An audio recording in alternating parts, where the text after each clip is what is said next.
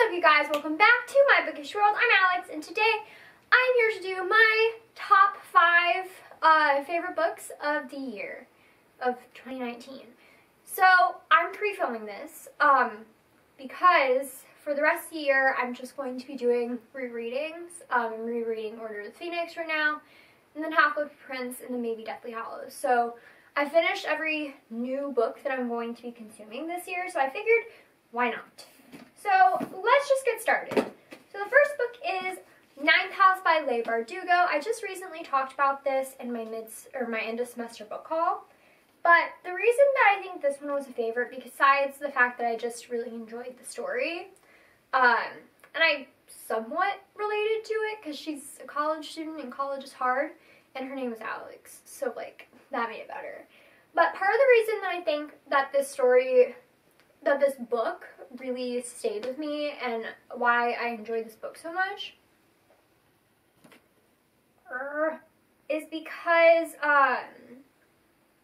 I went to the signing, and I think that just going to the signing and having the time where I got to meet Leigh Bardugo and I got to meet a few other booktubers and people who loved reading as much as I do, or maybe not as much as I do, but still love reading, was really magical. And so I think that's part of the reason that I really enjoyed this book. But I did give it a 4.5 out of 5 stars, and I'm definitely planning to continue with the series if my phone would like to be nice to me. Okay. And then the second book that I have on this list is Bygone Badass Broads by Mackenzie Lee, which is illustrated by Petra Erickson. I read this throughout the month of, I think, September, and I really loved it. I loved the illustrations, finding out so many things about these stories. Part of the reason that I know that I just loved this book is because I kept on running up to my mom and saying, oh my gosh, you know, this woman is so awesome, blah, blah, blah. And the illustrations are just stunning anyway.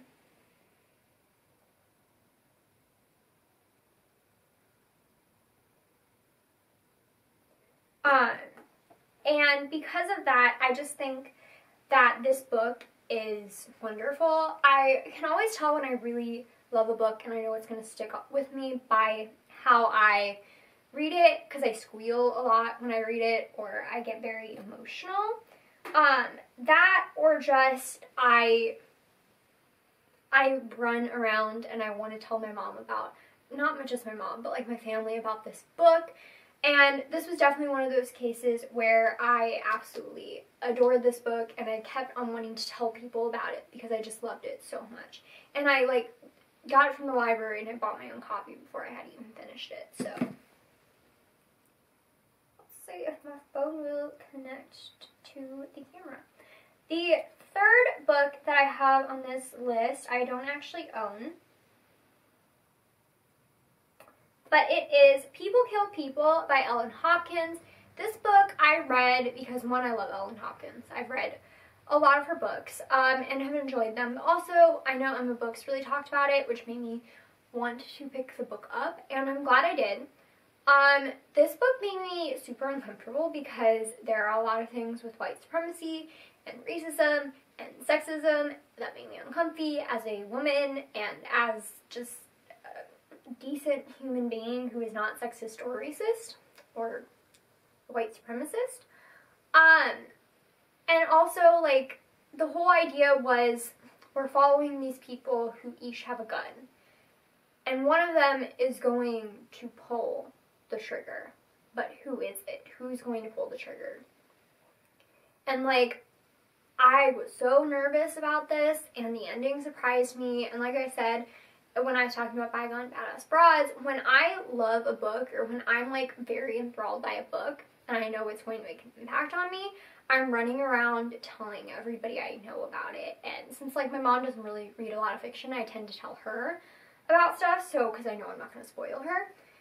And I was doing that a lot to the point that she probably wanted to hit me, but I just adored it. And read it because it's uncomfy, but in my opinion, the characters get for the most part what they deserve. The fourth book on this list is Storm and Fury by Jennifer L. Armentrout. I've had this book since like July or June. And I was very nervous. I reread the Dark Element series or trilogy, which is what this is a spin-off off of. And I was not the biggest fan of the main, or one of the love interests, because it's like kind of a love triangle in the Dark Elements trilogy. So the guy that she doesn't end up with in that trilogy is who we are following in this, along with a different girl who happens to be a love interest. So I was nervous because I just really did not care about him. But I'm glad that I read it because I absolutely adored this book. I was squealing. I was pissed off at the characters. I'm still kind of pissed off at the ending, so I'm really excited for the second book that when it comes out in 2020. But yeah, this was another book that I was just so happy about and I was running around telling people about, and I really, really recommend it. But read the Dark Elements trilogy first because it makes this series so much better. And then the fifth book on this list is Queen of Nothing by Holly Black. I adored this book. Let's just start right there. I adored this book. I gave it 5 stars. Yeah. This is the third book in the Folk of the Air trilogy by Holly Black. And I loved The Cruel Prince. I loved The Wicked King. They, I think, were both 4-star reads. But this one just made me happy. It made me squeal. It made me have emotions, which I love having about books. And I was caught off guard by all the twists. And obviously I know that there are a ton of mixed reviews about this book. But I just think that they were all worth it. So yeah. Well. Okay, so that's it for my top 5 favorites of the year. Thank you guys for watching. Don't forget to follow my social media down below. That's Twitter, Instagram, and Goodreads, and I will see you guys next time. Goodbye!